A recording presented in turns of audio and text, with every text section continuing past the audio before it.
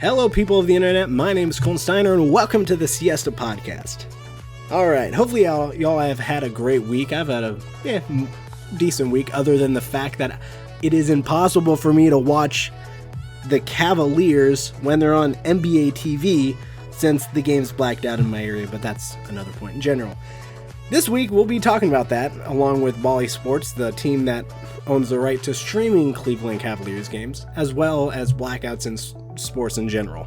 And then we'll go on to talk about the Devin Haney, Ryan Garcia fight that happened last weekend, and some thoughts I had about that, as well as the effects that might have had on boxing going forward. So first off, let's talk about Bally Sports. So they were Bally Sports, Diamond Sports Groups bought the company. I believe it was from Disney. Was that 2018 or 2019? One of those years. And it was on there for a little while. It was on a lot of streaming services. And then in 2019, that kind of was when the fall down of where nobody had access to them. That's where it all kind of began, because in 2019, they lost access to, they discontinued streaming on YouTube TV, Live TV, Dish, Sling, and then Dish, which is a major cable company. And you lose, and you got to wonder, and they wondered why they went bankrupt in under 5 years. It's really a mind-boggling situation where, how did we manage to let this happen? Let's see, you cut off access to other people who want your content because you're way too greedy. And that's where it all, how it all unfolded. And I will say, before I go into this, I'm just kind of ranting on end, and I'm not going to edit this down. I'm just letting this be real in real time. And so if anything I say that if, ands, or buts in there, or pauses, they happen. So before I get into that. But anywho, it was a mix of greed and stupidity. So one, I gotta applaud you. And I hit my watch on my desk, so y'all will hear that. I gotta applaud YouTube TV, but because when they were talking to Diamond Sports Groups or Bally Sports, whoever owns the rights to the channel, not the channel. Yeah, I guess it is a channel.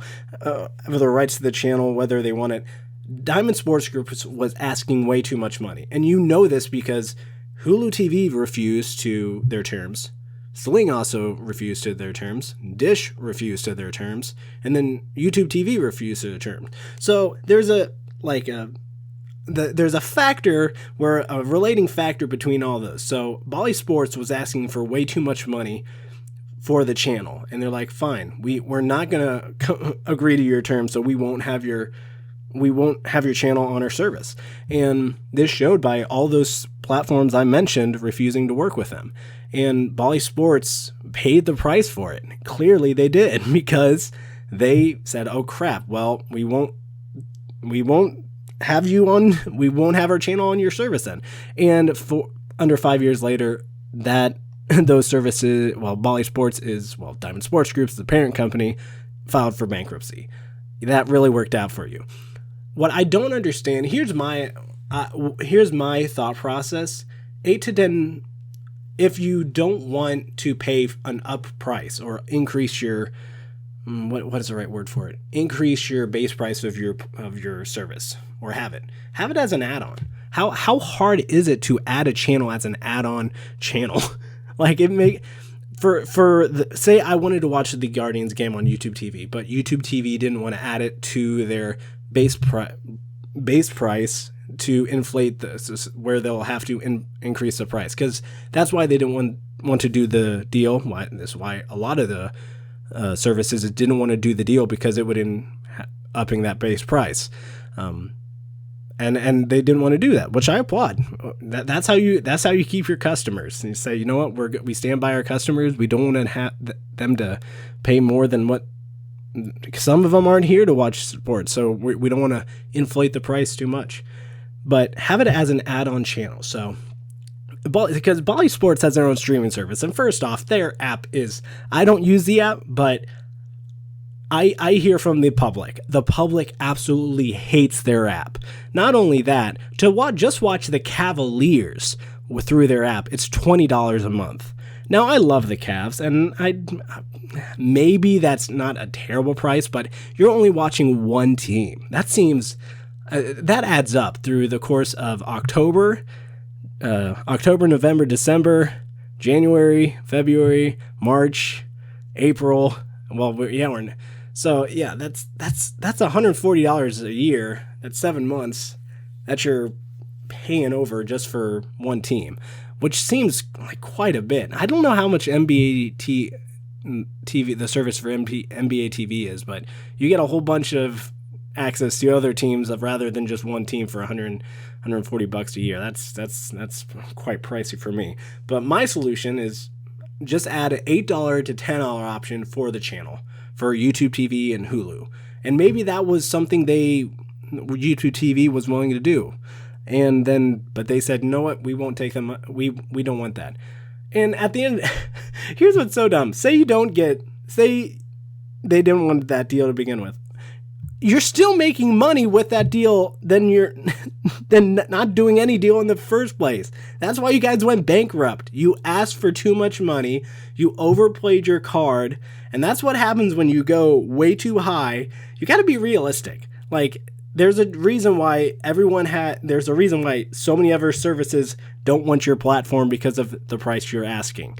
The asking price was what you can already tell, because I'm looking at the screen and all the channels here, all the services. You can already tell which ones were the smart, like, we're not doing this deal.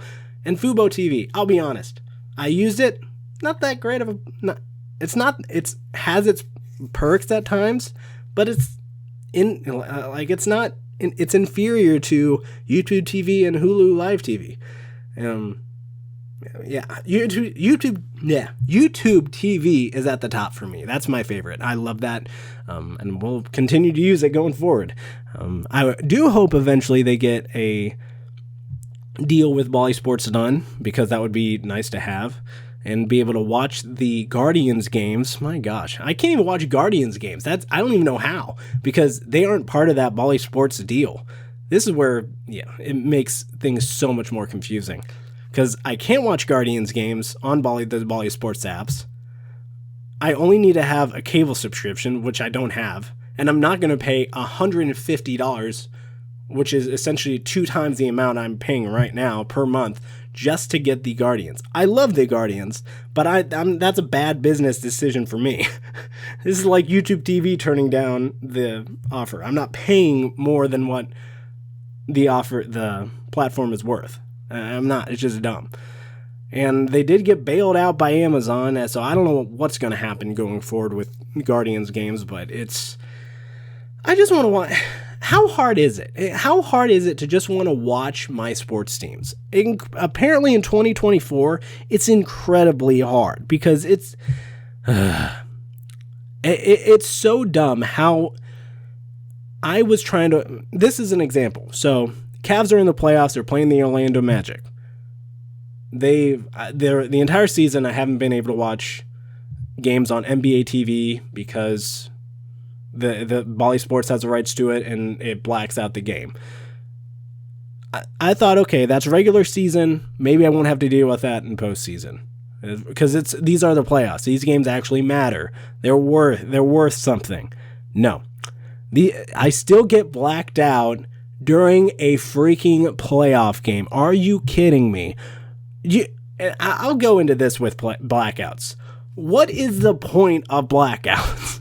Like, especially if you have a dumb company like Bally Sports, or a dumb parent company like Diamond Sports Groups, where they're saying, you know what, we're going to have blackouts in the areas these two teams are playing, because you know what, everyone else wants to watch the game, but not the people that actually live and root for these two teams. No, they don't. How dumb is that? You're literally alienating your fan base. It makes no sense. None. Zip. Nada. Doesn't make any sense to me. So where sports are right now is insane. How hard it is to watch your team, your home team, in your own city, that says, you know what, we're going to black out your games. We're going to black out the Cleveland games in Cleveland and Orlando, but Or I know there's people in Kentucky that couldn't even watch the game. This is how dumb it is. Why are blackouts even a thing? Like, if I'm paying for a service on NBA TV is already getting some of that money. Why is it on that channel to begin with? It makes no sense to me why blackouts exist in 2024. A while ago, maybe I would understand. But now with all the money that's going to sports and all the money we're paying for streaming services, it makes zero sense at all. Like, and MLB and NBA wonder why they're the inferior professional sports leagues to the NFL. I don't have a single issue watching the Browns. Never. Every single, even if it's on, say you don't have ESPN, I can still watch it on satellite or local, on my local channels. I can still watch it even if it's not on CBS, which is their CBS or Fox. That's how dumb it is. This is outlandish to me, just absolutely outlandish. That where we're at in sports. And like, I believe the average viewership for MLB and the NBA, if you combine those, it still isn't the average viewership for the NFL. That's how sad. And they wonder why they don't make money. That's why you're cutting off access to the games that we're trying to watch. I mean, at the end of it'll come back to bite them. And I think it's starting to do that already. Because we saw what happened with Caitlin Clark, and we talked about that in the last episode, what Caitlin Clark did for women's basketball, and we saw that with college. I mean, Caitlin, I believe that had 18 million in the national championship, and the college basketball had 14 million. And we're saying, like, 14 million people watched, and we're saying, like, that's crap numbers.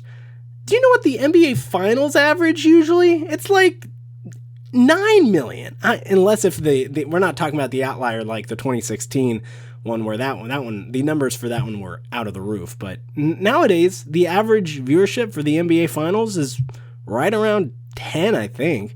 Don't count my words on that but I believe that's where it's at. It's insane where the numbers are for these professional sport leagues that don't even compute to the collegiate sport leagues. Like, it's insanity to me. I mean, I feel we're at a point where, the NFL doesn't have as many games as Major League Baseball or at the NBA, but having more games in the NBA also allows you to have more opportunities to get into the sport and watch the sport.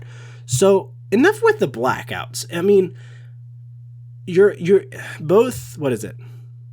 MLB is a 162 game season. NBA is half that, okay? So you're having all these games on TV, and let's be honest, most fans who watch those games aren't going to go to every game, so they have to watch it another way. And I'm watching this as I don't live in Cleveland, okay? I've only been to a couple games here and there. Guardians games, I try and get to maybe once a year, maybe twice a year if I'm lucky. But the Cavs, I've only been to one game in my life, and I don't know.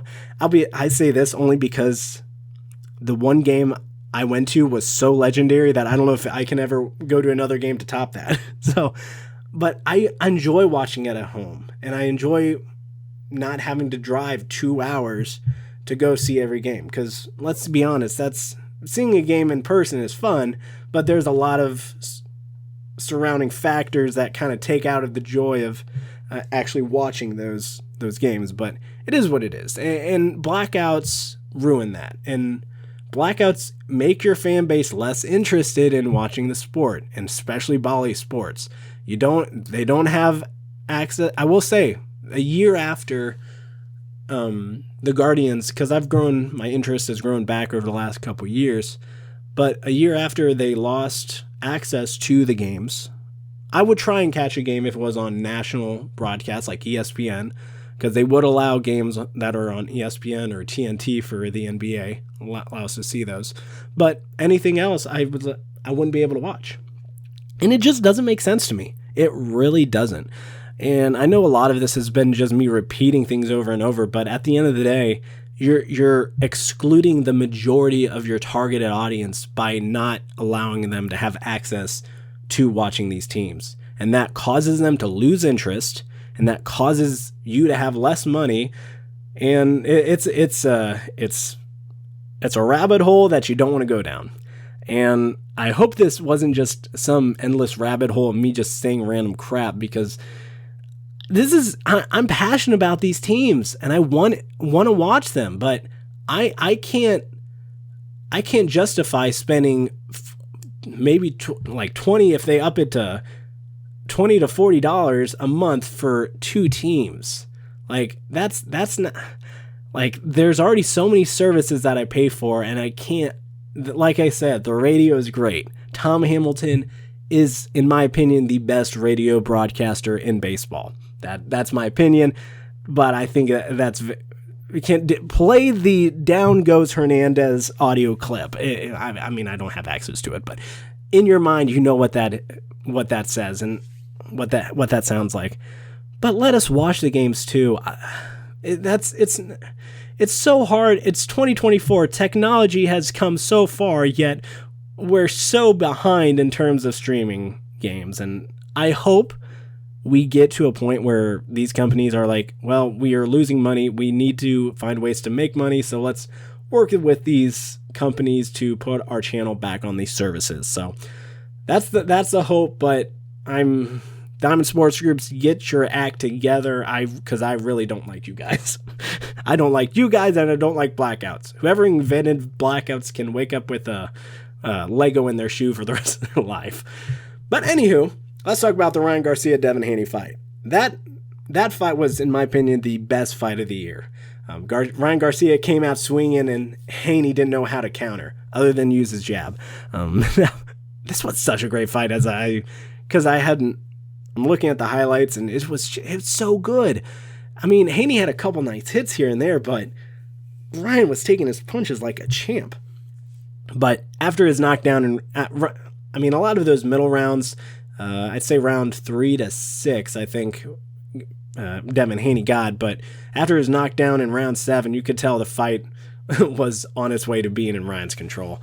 I mean, he did get a point deduction there, but Garcia honestly should have given him a knockdown 2 other times, but Haney was just kept on clinching, which is why Ryan got deducted a point, because he hit him when the ref was trying to separate him, and he got a point deduction there. But he deserved it. But Haney was aggressively clinching, and he also deserved a point deduction for that. What was wild in that fight is, did Ryan knock him down? I believe he knocked him down in total 3 times. But it was wild that the fight was scored 112 to 112, despite Ryan Garcia having 3 knockdowns. That was just wild to me. What did I have the fight scored? I think I had it 114 to, what was that? Was it 114 to 110 or 111? Somewhere in there. It was in Ryan Garcia's favor, but Haney was in his previous fight against Lomachenko. You could tell Devin Haney was definitely exposed, and then Ryan Garcia just utilizes those holes in Haney's game, and it showed. And he ended up winning by majority decision. It was a great fight, probably the best fight of Ryan Garcia's career. I've only seen a lot of his more recent fights because he's been fighting a lot more tougher opponents, which is what fighters usually do after they get off to their start early on. But now he's fighting a lot of solid fighters, and I'll be interested to see what happens with Ryan Garcia next, and I'll be very interested to see what happens to Devin Haney next, because it's Devin Haney. I mean, it's one of those where how many more fights does he have left in him? I mean, does he have 5? Does he have more than that? And does he have less than that? Who knows? Because you got to think, usually boxers have about 1, maybe 2 fights a year if they push it, and that's really pushing it. So I don't even know if Devin Haney has 5 fights left. I mean, in his career. So he'll be, especially after this loss, it'll be interested to see going forward. But this fight also brought up a big topic of conversation, and that was missing weight, because Ryan Garcia missed weight by 3 pounds, which is quite a significant amount. They were supposed to weigh in at 140. He weighed in at 143, and they both agreed, and Ryan Garcia stayed true to his word, $500,000 for each pound missed. So he had to pay him $1.5 million so for missing weight. But this is where it's so confusing to me, because one, weight classes are incredibly important in the sport of boxing.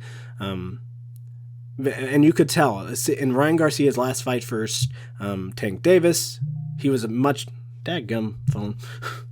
In his last fight against Tank Davis, he looked much different then than he did in this one. This one, he looked much more healthy. He looked much better. And that's where I think, was that one at 135? Because he looked drained. He looked drained in that one. And I think he needs to stay at 145 for his fights. And this is where it comes into another topic of conversation. These fighters aren't what they weigh at the weigh-in.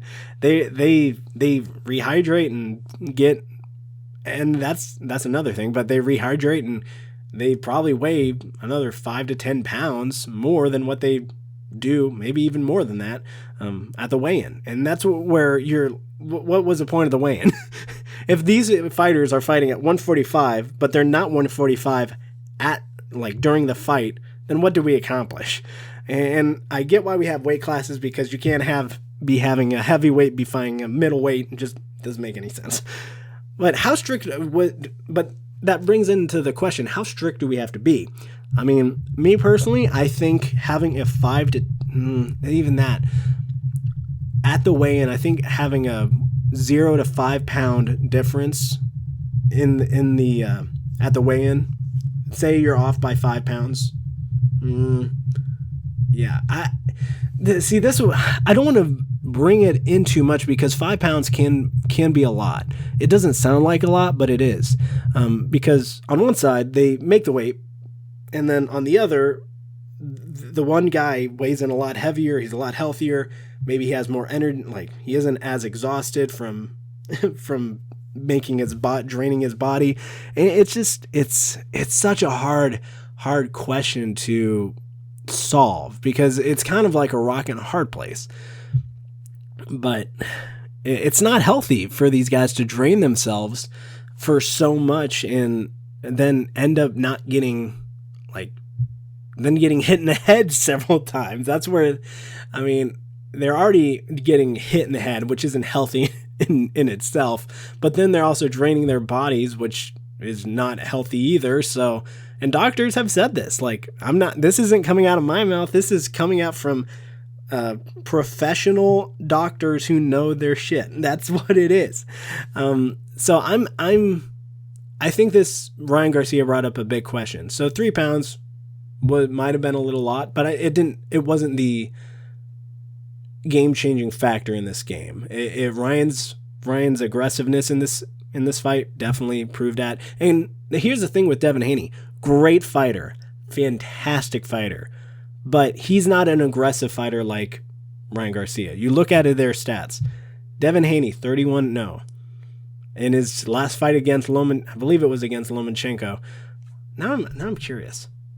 I won't look at it. Anywho, in his last fight, he has 31 wins, 0 losses, and he's, I believe, is it 18 knockouts or 14 knockouts? It's somewhere in there, 14 to 18 knockouts. And Ryan Garcia, 24 fights, 20 knockouts. That's where it shows. He has less fights under his belt, but he has more knockouts. And that's where Ryan Garcia, his power, his speed, it's where he excels. His left hand is amazing, and Devin Haney definitely learned that the hard way. So thank you guys for listening to this episode. Hopefully it wasn't that bad. I've been recording this for like 30 minutes. I had 5 minutes where I was trying to start and just couldn't. So I just thought, you know what, I'm going with it. We're rolling the ball. We'll see what happens. So thank you guys for listening. Hopefully you guys enjoyed.